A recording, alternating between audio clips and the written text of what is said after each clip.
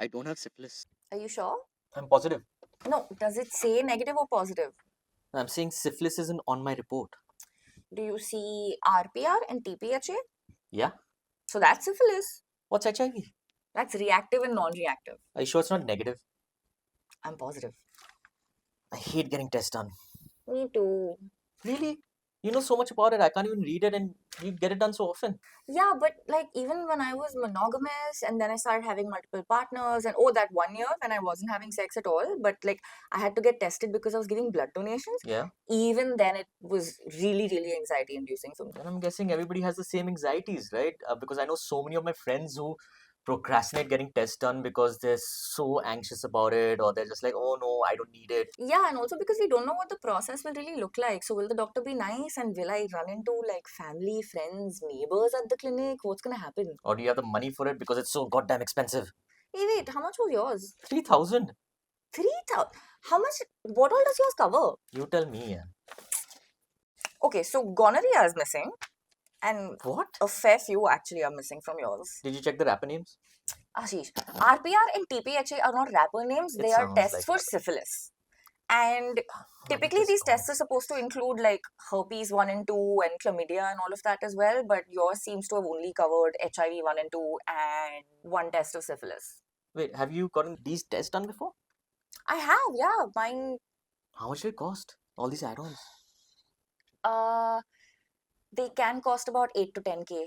8 to 10,000 rupees. Yeah. Why is it so expensive? Is it because it's the Mainly, same blood, right? it is, but not everything's included in that blood. So basically, course. how STI testing works is that a couple of infections, like for example gonorrhea, Hmm? is not something that can be detected easily in your blood work. So instead, what the doctors or the lab technicians have to do is they collect a urine sample or a swab from the oral area or the genital area, and those are then tested for diseases like gonorrhea and trichomoniasis and other stuff. So when you have samples collected like from home directly, Yeah. the technician is typically just taking a blood sample and the package is then limited to STIs that can be detected in your blood. What about the clinics that we saw where they do government subsidies and there was an HIV Oh, initiative and all of that yeah, jazz? yeah, yeah. Those were launched mainly to prevent the spread of HIV, and government clinics are said to have free full panel testing available. But I'm not sure how to get in touch with them or find the nearest clinic where I live because I found documents online and I downloaded them.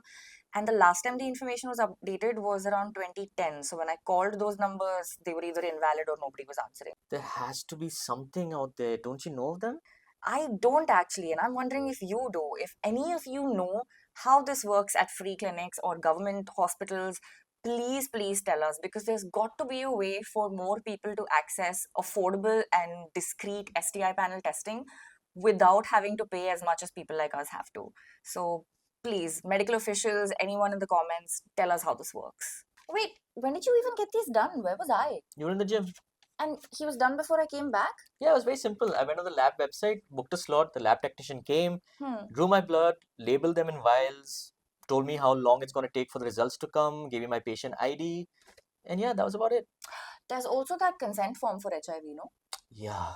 So basically, we have confidentiality laws that protect HIV patients. So when you do get this test done, you sign a form that allows the lab technician to inform a doctor of your HIV status. So if you do test positive, the clinic can then contact you with like the treatment and your medical options that lie ahead. If I don't have someone like you in my life, I have to keep going to the doctor. I mean, ideally, you should have a doctor who can help you out with all these little queries and just guide you along the way. But yeah, it helps to be able to read the tests on your own, especially because the language for every test changes a little bit. Why? Do they have more rapper names like syphilis does? I mean, at first glance, yeah, it looks like all of them are super complicated and everything has a different answer. But essentially, if you go to different labs, they're all giving you the same information. So, for example, if we're talking about herpes, right? If you get tested for herpes from two different labs, the report will discuss herpes in exactly the same way. Where it gets confusing though is that in your herpes test, there are two types where it will say herpes 1 and 2 for IgG and herpes 1 and 2 for IgM. What's IgG and IgM now?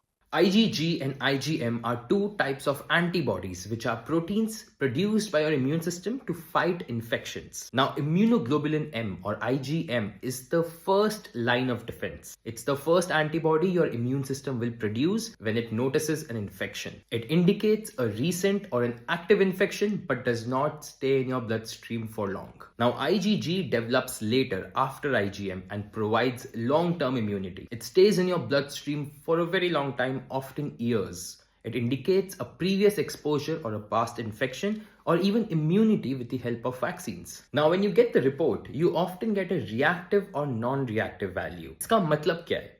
IgM reactive means you currently have the infection or you currently have an active infection. IgG reactive means that you have been exposed to the infection previously in the past or you may have developed immunity to it through vaccinations. Now, a non-reactive result means that the test didn't detect the antibody. For IgM, it means that you don't have a recent or an active infection.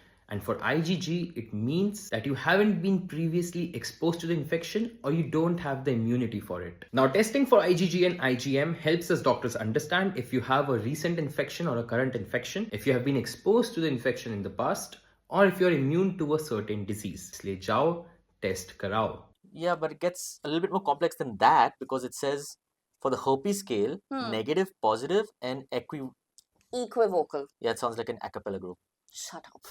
Equivocal basically means that the test wasn't able to determine if you have positive or negative values. And for something especially like herpes, what that means is your doctor will just call you back in 10 to 14 days to double check and get you tested again. And how much is that gonna cost? Pretty much the same. HIV 1 and 2 don't even say negative, positive, or equivocal. It says reactive or non-reactive.